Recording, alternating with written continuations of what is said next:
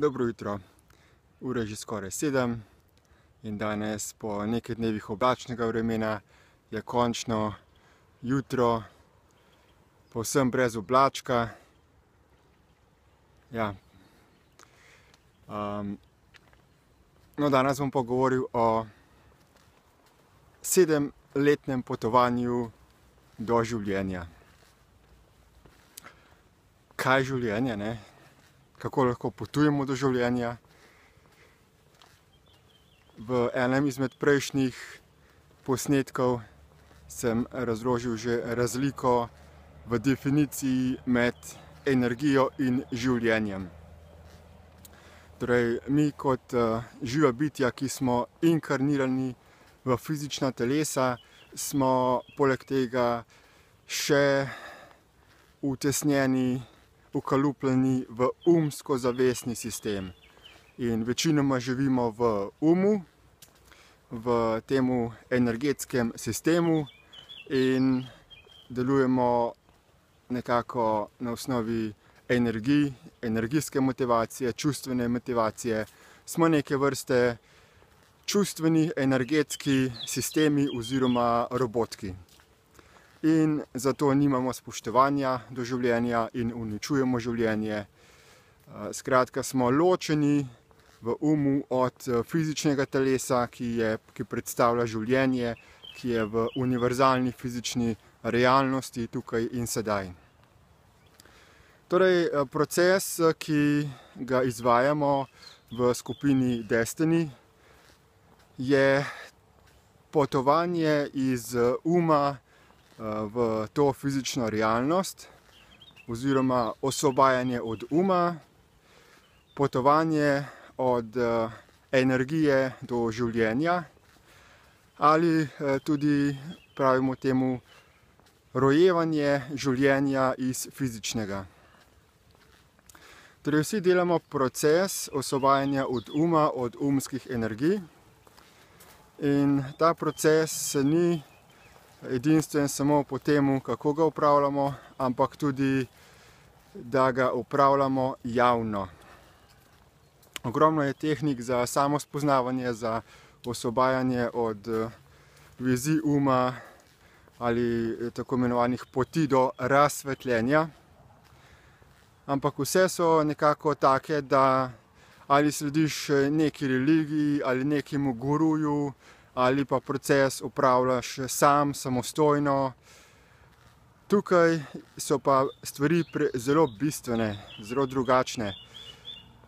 Prvič, nimamo nobenega, to ni nobena religija, ni nobena filozofija, ni nobenega guruja, ki bi ga poslušali.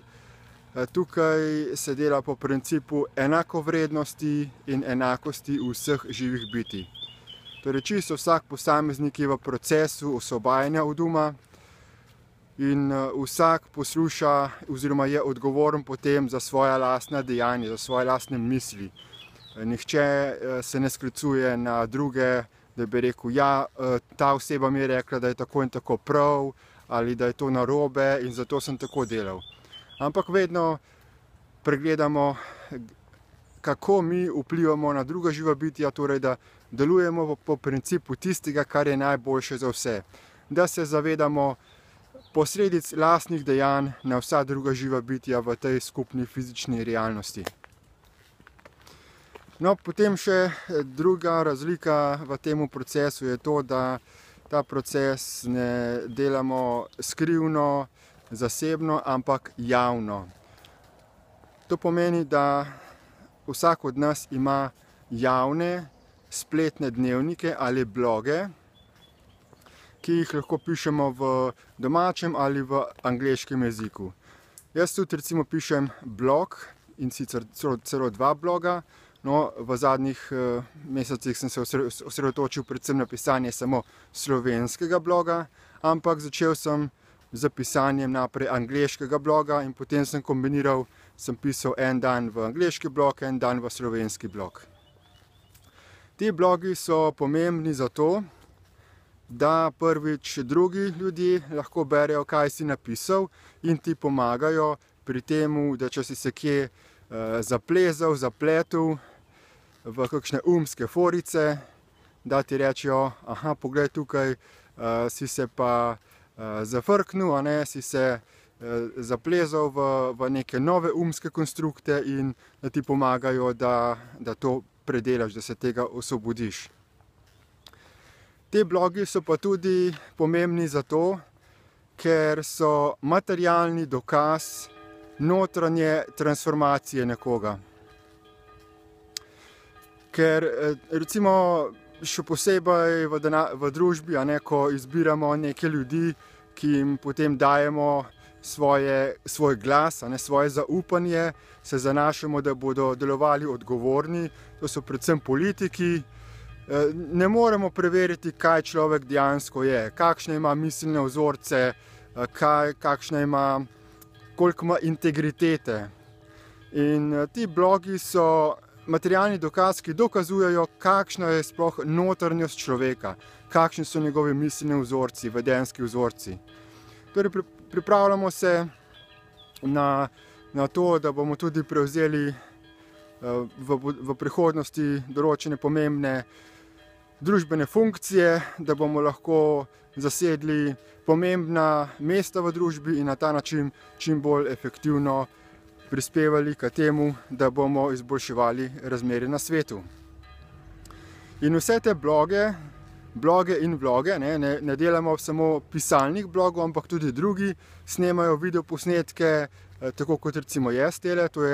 Te videoposnetki niso izobraževanje za vas, ki jih slučajno zdajle gledate, ampak so to predvsem transformacijski posnetki za mojo lastno notranjo preobrazbo. Preko njih tudi sam vidim, kako govorim, o čem govorim, svojo obrazno mimiko in se potem popravljam, izboljšujem. Po tem videoposnetku vam bom nalimal še povezave do socialnih spletnih omrežij, kjer se združujejo te blogi, do Facebook strani in vabim, da si jih pogledate, da preberete, kako drugi pišejo, o čem pišejo.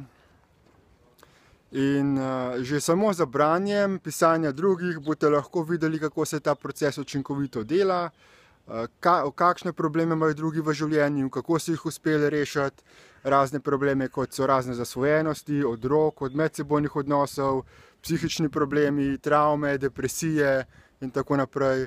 Skratka, to je zelo dragocena knjižnica informacij za samopomoč. Tako da upam, da boste čim več koristi imeli od tega in se vidimo spet jutri. Čau, čau.